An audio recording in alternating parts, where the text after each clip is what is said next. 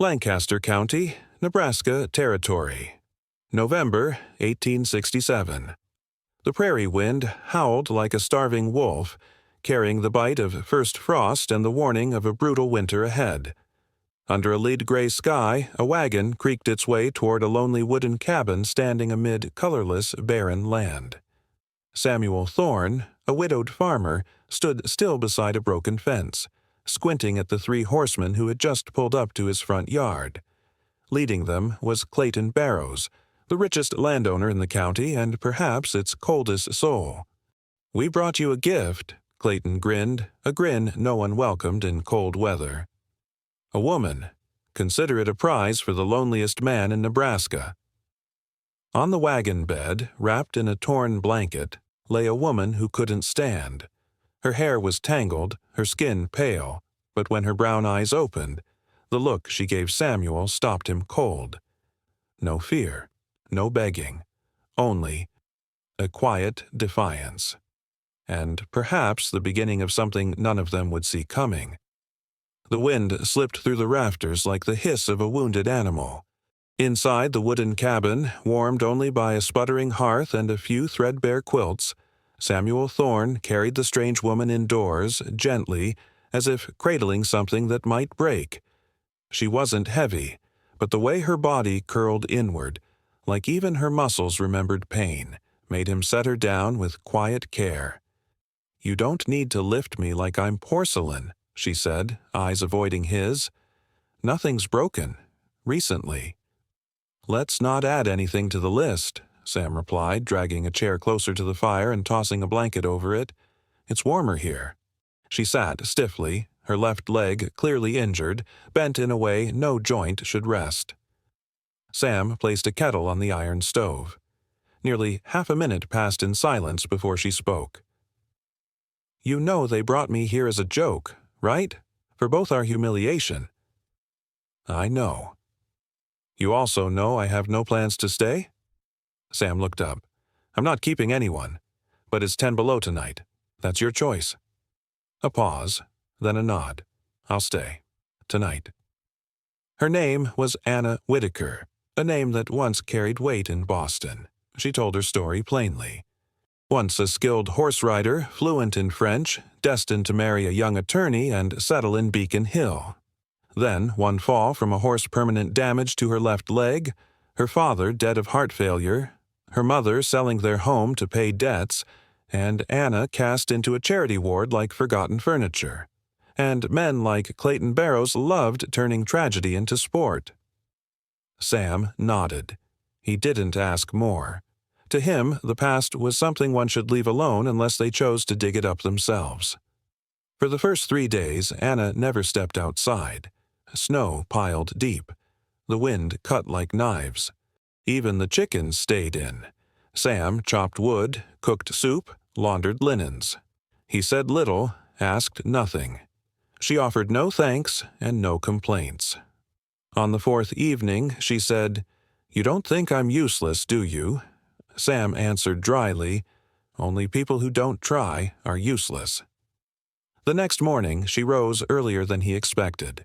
She practiced walking hand on the wall, dragging her bad leg with focus and grit. She swept the floor, peeled potatoes, sat down and quietly mended the frayed cuff of his shirt. Sam watched. He didn't stop her. He didn't help.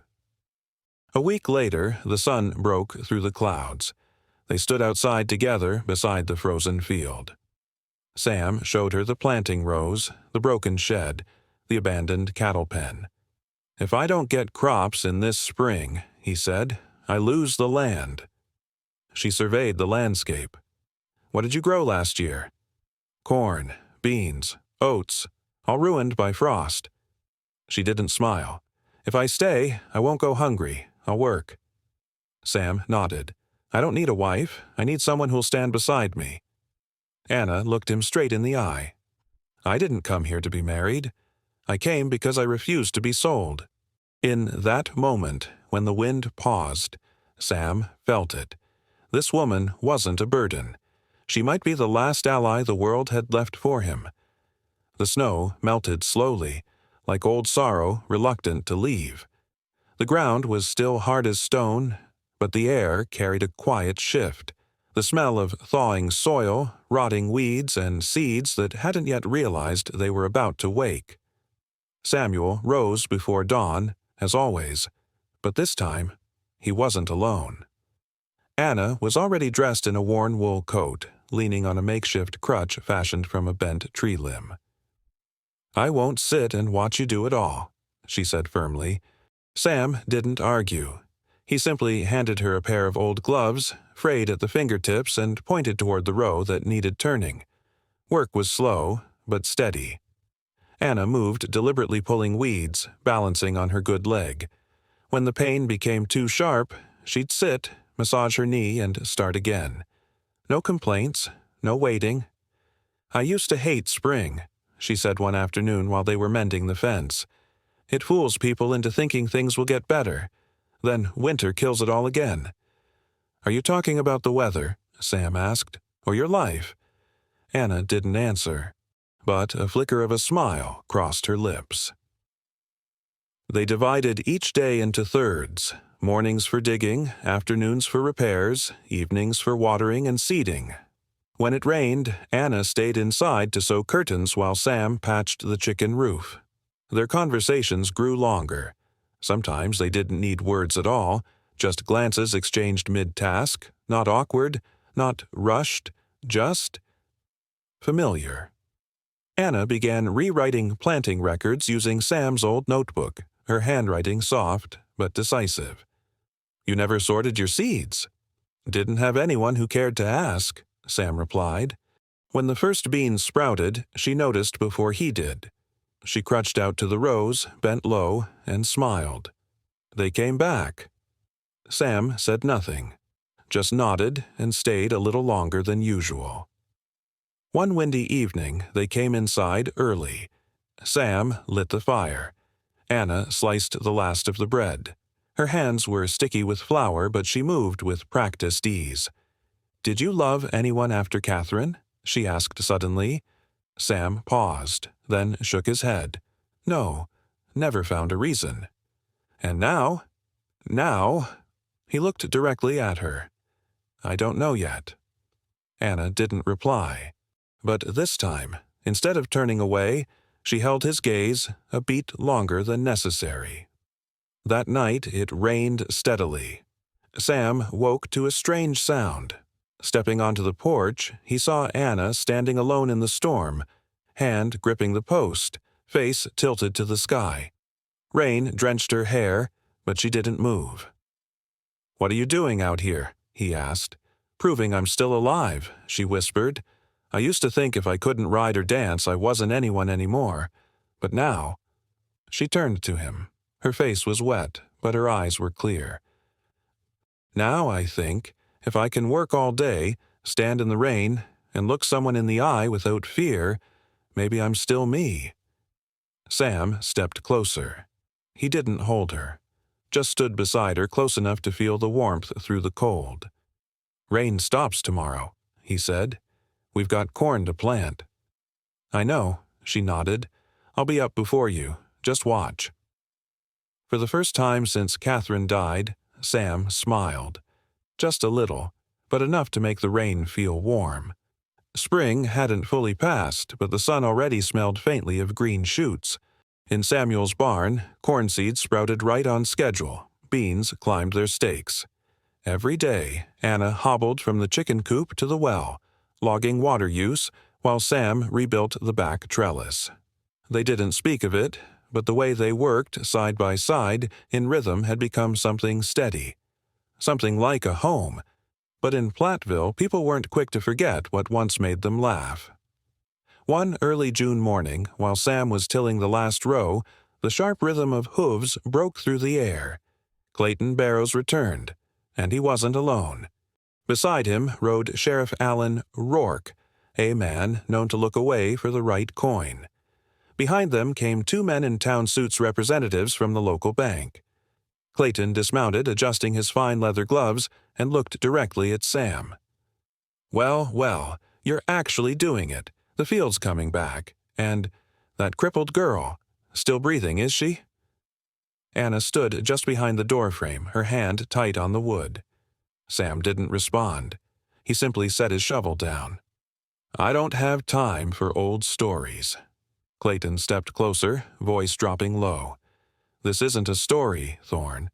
That West 30-acre tract? Still mortgaged. Bank hasn't seen a new signature in months. Which means—" One of the bankers spoke up. "If the remaining debt isn't cleared in 3 weeks, we are authorized to reclaim under Section 14, Clause 3 of Nebraska Territory Code." Anna stepped forward. "We've paid off half. This year's yield will cover the rest." Sheriff Rourke squinted. "Who are you on paper? Not a wife, not a co-owner." Sam moved to stand beside Anna. "She's stood with me on this land every day.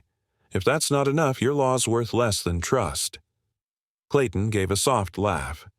"I'm not here to seize. I came to remind you this town's not made for people who argue with fate. A widower and a cripple? That's not a comeback. It's a slow fall." He turned to leave, but not before locking eyes with Anna. "Remember this, Whitaker. Pity doesn't make anyone a lady. It just makes them die slower." That night, over watery soup and stale bread, Anna asked, "Are you afraid of losing everything?" Sam shook his head. "I already did. What I've got now isn't land. It's how I see myself each morning." Anna nodded. Her eyes didn't burn with anger anymore, just a fierce, unshaken light. "They want to see me fall, so I'll stand taller than they imagined." "Even if they have the law?" "Laws live on paper. Dignity lives in your own hands." 3 days later, Anna went to town alone. She wore a dust-colored dress, hair tied back tight. Her limp was visible, but her head stayed high. She entered the bank and asked to meet the representatives directly. And there before a table of puzzled men in vests, she demanded to be registered as a cooperator under the Agricultural Partner Provision. A real clause, rarely used, allowing resident laborers with full-time involvement to gain temporary ownership protections. When one asked, "Do you have an attorney?" Anna said, "I have a Latin degree from Boston Girls Academy, and I read this code better than you read the morning paper." After some scrambling, the bank granted a 30-day extension to prove solvency and file revised documentation. Anna returned home by dusk. She was soaked in sweat, hands trembling, but her smile stood like old oak. "For now, we keep the land." Sam asked, "What did it cost you?" "Nothing," she said, "except letting them see I wasn't cargo dumped off a wagon." Sam didn't speak, but that night he dusted off an old ledger unused for years and began tracking every expense, seed, and delivery. For the first time in a long time, he wasn't planning to survive. He was planning to win. July arrived with the hum of crickets along the fence and the smell of warm earth steaming after afternoon rain. In Samuel's rows, cornstalks stood shoulder-high, tassels waving pale and strong. The beans clung tightly to their ropes, tendrils curling like fingers in prayer. In the wooden house, the scent of fresh bread, basil, and burning pine mingled in the air, creating something that felt, unmistakably, like peace. Anna no longer used a crutch. She still limped, but she walked steady. Her hands were calloused, her skin browned by sun, and her smile came more easily. When Sam lit the smoke pit to cure potatoes, Anna pulled up a chair, wiped the knives clean, and spoke of her days studying classical literature. "I used to translate Horace," she said, laughing. "He said, 'Happiness isn't in the end, it's in the planting each day.' I didn't understand it then. I do now." Sam didn't speak, but his eyes softened like soil after rain. In August, the town held its summer market. Sam didn't plan to go, but Anna did. "We need to bring something," she said. "If we let them keep thinking we're just the punchline of an old joke, that's on us." They packed 3 sacks of beans, 10 bundles of scallions, 2 baskets of carrots, and a tray of her first corn loaves. They didn't set up at the main stalls, just laid a cloth beneath a tree. But one by one, Townsfolk paused. "Is that Thorne?" one old woman gasped. "Figured he vanished after that harsh winter." "That's the crippled girl from Clayton's Gift, isn't it?" someone whispered. "No," said another. "That's the woman who stood with him from snow to harvest." Anna didn't answer. Her hands moved steadily organizing beans, cutting bread. When a small boy tugged his mother's sleeve and asked for the bread from the lady, Anna knelt, sliced a piece, and offered it free. "For those who know something good when they see it," she said softly. By dusk, their baskets were empty. They returned home not richer in coin, but in something deeper, a confidence that no longer needed proving. That night, while Sam swept the yard, Anna stood on the porch holding a folded slip of paper. "You know," she said, "if this harvest meets projections, I can register the land partnership under my name. No one will laugh at an application signed by a crippled girl anymore." "I've never laughed at anything you've signed," Sam replied. She fell quiet for a moment, then said, barely audible, "If we make it through this season, I'll stay. Not for debt, not for gratitude, but because it'll be my choice." Sam paused. Summer wind lifted a few strands of her hair. He turned to her. "And if next season fails? Then we plant again, as long as we have hands and land and each other." By late August, the corn was ripe. They harvested in morning light, hands brushing as they worked among golden rows. The barn filled with the scent of grain, hay, and sweat from two people no longer broken, but fused into something whole. That night, Anna shifted the bed closer to the window and opened the shutters. "The wind's changed," she said. "No early frost this year, I think." Sam watched her, moonlight on her face, gentle and steady. It reminded him of Catherine once. But this time, he wasn't afraid to lose. "We survived the season of death," he said. "Now we learn how to live." And for the first time, without hesitation, they lay down beside each other, not because they needed shelter, but because there was no other place in the world that felt more like home. The first day of September brought an unexpected chill. Clouds sank low, the wind shifted hard, and crows gathered in unusual numbers along the eastern tree line. There was something in the air that wasn't kind. Anna was organizing the pantry shelves when Sam stepped in, an envelope in his hand. His face darkened. "From Boston," he said. Anna froze. The envelope was thin, written in blue ink, the handwriting stiff. The seal read, "Donovan and Fielding, attorneys at Law 1 of Massachusetts' oldest law firms." She opened it, her hands trembling slightly. When she finished reading, she sat down, silent for several minutes. "My parents borrowed against the house years ago," she said slowly. "When my father died, my mother couldn't pay. I thought it was settled, sold, gone, but they kept my name on the ledger. And now, the creditor wants to sue for the remaining amount plus interest after 8 years. Sam sat beside her. "How much?" "Over $200. But that's not the point. It's not just about money. They want to use the case to stain the family name again. On paper, I'm still the incompetent heir." Sam's jaw tightened. "Do they know where you are?" "Probably," she said, eyes fixed on the ripening cornfields outside. "Someone must have written from town.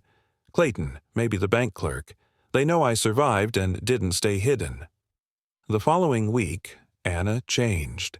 She worked as steadily as ever, rose early, recorded every harvest line, but her eyes quieted. Sometimes she'd be mid-laughter and go silent. Other times she'd close a book and just stare out the window. One night, Sam found her standing alone by the fence under the cold moonlight. "What are you thinking?" "Where I'll go if I have to leave." He stepped closer. "You're not going anywhere. I don't want you burdened with this." "You've never been a burden. Don't you see? You're the reason I made it through this season." Anna's voice lowered. "I just don't want When you finally start believing in something again for my past to break it. Then let me be clear, Sam said, placing a hand on her shoulder. I didn't choose you because you were perfect. I chose you because you didn't quit even when the world did. 3 days later, a man on horseback arrived, dressed neatly, hat sharp, briefcase in hand. I'm Henry Wakefield, he introduced, legal representative for the Trevor estate. I'm here to deliver a formal summons. Anna took the paper, never breaking eye contact. I'll pay, she said, but I won't return there. We don't need you back, he replied gently. We just need to prove on record that you are unfit to manage funds. For precedent. They don't want money, she told Sam after the man left. They want the right to step on someone like me, publicly. That night, Sam gathered every document, harvest logs, crop sales, co-op receipts, everything they'd built that year. Tomorrow, we go to the county office. For what? To file joint ownership and declare tax registration under farmer cooperative status. If we have that, no one can call you financially incompetent again. Anna looked at him for a long moment, then nodded. We're done asking permission to exist. From now on, we claim it. The next morning, under heavy mist and the first breath of autumn, the two of them left the farm. Anna didn't carry a cane. She held a thick folder, walking beside Samuel, not behind, not beneath, but as an equal. And that morning wind, after so many years, finally passed through her hair like it was lifting off the last unseen chains the world had wrapped around her since the day she fell from that horse. September passed like an underground current, slow, cold, and persistent. Though the harvest was strong, though the lawsuit had been delayed thanks to their official paperwork, the air inside the wooden house began to change. Not from arguments, but from things left unsaid. Sam spoke less in whispers. Anna rose earlier. They still worked side by side, but the silences grew longer. Something like a quiet, invisible headwind brushed across the eaves each afternoon, leaving their words suspended in the kitchen, never quite spoken. One evening, while Sam searched for dry firewood in the attic, he stumbled upon a small wooden box tucked in the corner of Anna's linen trunk. No lock, no name. He didn't mean to open it, but the box rattled when something inside shifted. It was a bundle of letters never sent, all written in the same gentle, precise hand. The dates stretched from 1865 to now, and the recipient on every single one was the same. Dear Catherine. Anna was sitting on the porch when Sam came down, the letters in his hand. She didn't snatch them back, just looked at him. After a long pause, she nodded. I knew you'd find them. Catherine. My Catherine? Sam asked. Anna nodded again. I've written to her, since the first night I arrived here. But she's gone. I know, but I couldn't say everything to you. I thought, if I could speak to the woman you once loved, in my own words, maybe I'd understand you better. And maybe you'd understand me, even if you never read them. Sam sat beside her, still holding the bundle. What did you write? I told her I hated her at first, Anna said, not from jealousy, but because I knew I'd never replace her. I wrote about the way you make soup without salt, the way you stare at the field every morning, the way you never speak of pain. I wrote that I once wanted to leave, but every time I saw you fixing broken roof slats, I thought, if this man still repairs old wood with such care, maybe he'd know how to hold what's been broken. Sam was quiet for a long time. Then he said, She wanted someone like you. Anna looked over. Catherine knew she was dying. Before she passed, she told me, If someone comes to this house after I'm gone, I hope she makes him smile, not by replacing me, but by being herself. A soft breeze moved through the porch. The rustling corn leaves sounded like the steps of someone who'd long since gone. And you've done that, Sam whispered, not by being her, but by standing tall, like only you can. That night they lit the fire early. Anna took the old letters, tied them with green thread. I never mailed them. But I won't keep them either. Maybe it's time the fire carried the things I no longer need. They burned each letter. No words read aloud, no tears shed, only quiet watching, as if forgiveness didn't need to be spoken to be real. When darkness settled, Sam reached for her hand. You don't have to prove anything anymore. Here, you don't need permission to be loved. Anna rested her head on his shoulder. She didn't reply, but her eyes, after so many headwinds, after so much dust from the past, finally closed in peace. By the end of October, Platteville stirred in a strange way. The harvest came early, corn stored, beans dried and with their hands finally empty. People remembered what they'd been missing all year: music and lanterns. "You've heard they're hosting a harvest dance?" Anna asked, folding linens on the porch. "So I've heard," Sam replied, still sharpening a knife. "They invited us, too." He looked up. "You want to go?" "Not for the dresses or waltzing," she smiled. "I want them to see us not hiding, not ashamed, not defined by our past." Sam was quiet, then nodded. "Then we'll go." That afternoon, Anna wore a dress the color of scorched earth-worn but neat, every seam she'd stitched herself. She left her hair down, pinned a dried flower behind her ear. When she stepped outside, Sam nearly forgot to lock the barn. "You all right?" "I'm fine," she smiled. "If anyone asks me to dance, I'll just tell them to pick the right leg." Sam chuckled for the first time in weeks, light and real. The gathering was held in the co-op barn straw across the floor, oil lamps strung along beams and a band brought in from Gilead. When Sam and Anna entered, people turned, but no one laughed. Some nodded. A few women greeted Anna, offering her a seat. "Your cornbread's better than anything Clayton ever brought to market," one whispered. Anna smiled, declined the cider, and watched couples swirl beneath warm amber lights. Sam sat beside her, hands resting on his knees, silent. "When's the last time you danced?" "Our wedding day." "And do you want to dance again?" "Only if I don't step on you." Anna rose, offering her hand. "I'm sturdier than I look. Trust me." The music slowed for a soft reel. Sam placed one hand at her waist, the other in her calloused palm.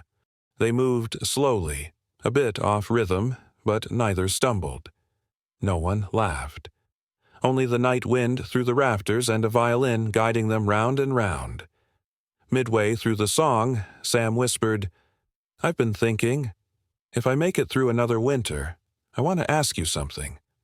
Anna looked up. "It's not winter yet." "But the wind's already changed." She didn't speak, but her gaze held his, deep, warm, and steady as firelight. Sam opened his mouth about to say the words, the ones he hadn't spoken since Catherine. But the music stopped, and a shout rang from the doorway. Clayton Barrows. Drunk, red-eyed, coat flapping open. He staggered in, bottle raised. "Look at them, the wagon girl and the overdue plowman," he laughed. "Ready to be crowned town sweethearts?" No one laughed. No one replied. Clayton stumbled forward. Sam stepped in front of Anna. The drunk man raised his bottle, about to pour it on her dress, but someone from behind seized his arm. "Out, Barrows," the man growled. "You're done." For the first time, Clayton was dragged from a room not by force but by the quiet consensus of those who once stayed silent. When the dance ended, Sam and Anna walked home beneath a gray moon. Neither spoke. They didn't need to. At the porch, Sam stopped. "What were you going to say earlier?" Anna asked. He looked into her eyes and smiled softly. "Not yet." "When then?" "When you choose to stay next season." Anna laid a hand over his chest. "Then don't wait too long. The wind always changes again." And in the stillness of the Midwest night, once a place of mockery, suspicion, and cold stares, two people knew they needed no miracle, only choice. November came without warning, like a door slammed shut against the wind. Snow fell early, heavy, thick, and colder than any year before. By morning, the fields were blanketed in white. Corn stalks stood bare. The chicken troughs were frozen. Inside the wooden house, the stove burned all day, glowing red from dawn till night. Anna slept less. She began knitting. Not just scarves, but gloves, socks, things meant to keep two people warm, all season long. One late afternoon, as Sam hauled firewood, a boy rode up on horseback. "Letter from the East," he said, hands shaking in the cold. Sam handed the envelope to Anna while she was washing her hands at the wooden basin. She recognized the black ink immediately. The seal read Donovan and Fielding. She opened it. Her eyes scanned the lines. Then she sat at the kitchen chair, her hands falling limp. "They're dropping the case." Sam looked up. "What?" "Their new lawyer reviewed the file. Turns out the full debt had already been settled through the sale of old family property in 1866. It was a clerical error. They apologized." Sam stepped closer, sat beside her. Anna stared at her hand's flour still dusted her thumb. 9 years, she whispered. All it took was one person reading carefully. And I lived 9 years like I was guilty. Sam said nothing. He just held her hand tightly. That night, Anna stepped out into the yard. Snow fell in silence, soft and thick as silk. She wore no coat, just a wool dress and light shawl. Sam followed. "You'll catch cold." "No. I need to know this snow isn't the same as the old kind." They stood in the clearing where the garden had been, where fences had been raised, where everything had begun. "I used to think I had no home," she said quietly. "Parents gone. House sold. Friends scattered. I was shipped off like freight. But now—" She turned to him. Moonlight silvered her hair. "Now, I know home isn't where you're born. It's where you choose to stay." Sam smiled deep, wind-kissed and warm. "So if I asked, would you stay next season?" "You don't have to ask," she said, "because I already have." The next morning, they woke at the same time. The fire still burned, the snow still fell, but the house held the breath of something that felt very much like a future. Sam opened a wooden drawer, one long tucked away. "There's something I kept," he said. "It was Catherine's. But she told me, if someone stood beside me through the hardest season, I should give it to her." He opened the box. Inside was a silver ring plain, unadorned, engraved faintly with, "To choose is to live." Anna held out her hand, without hesitation. And as the ring slipped over her finger, everything left unsaid. No longer needed to be. The snow lasted until mid-March. Each morning, Sam shoveled a path to the barn with a wooden spade, while Anna used a new hand-whittled stick to check the ice at the trough. They rarely left the homestead unless necessary. But inside that little wooden house, everything had changed. Anna built a new bookshelf lined with planting logs, rural tax codes, and the first handwritten pages of her novel. Sam expanded the chicken coop and tried growing cucumbers in barrels by the stove. Neither of them ran from the past anymore. They had built their home within it and made it livable. In April, they were summoned to the town hall. Not for questioning, but to receive official certification for the first independently recognized cooperative farm owned by an unmarried pair used as a model for Nebraska's 1868 Rural Reform Initiative. The host introduced Sam and Anna as those who did the impossible, turning loneliness into power and injury into opportunity. They gave no speech. They just stood hand in hand, Anna in a deep-colored dress with her old silver ring, Sam in his fraying coat. But no one mistook them for temporary anymore. Clayton wasn't there. Rumor said he left Platteville after losing his mill to liquor debts and dishonor. No one saw him off. No one spoke of him again. That summer, the Thorne-Whitaker homestead was renamed. It was no longer Sam's place, nor that farm past the river. The children in the area gave it a new name, the Resilience Farm. From then on, many young women came to learn weaving, planting, roofing. Several had once been labeled burdens, single mothers, disabled girls, orphans. Anna turned none away. Sam taught farming, carpentry, and basic bookkeeping. But some quiet afternoons he stood on the porch, gazing toward the distant ridge where Catherine was buried, and gave a soft nod. As if to say, "You see, I've lived like you asked me to." One early autumn evening the following year, a group of investors from Lincoln visited. They wanted to fund new cooperative models and asked Anna, "Do you consider yourself a pioneer?" She smiled. "No," she said. "I'm a survivor, and survivors always know how to plant again." Sam and Anna's story had no statues. No textbooks bore their names, but in a corner of Nebraska, when winter passes and the earth begins to breathe again, people tell of the man and woman who turned a cruel joke into a lasting answer. Not with speeches, but with the quiet act of surviving, with choosing to stay, with looking at each other every morning and nodding instead of making promises.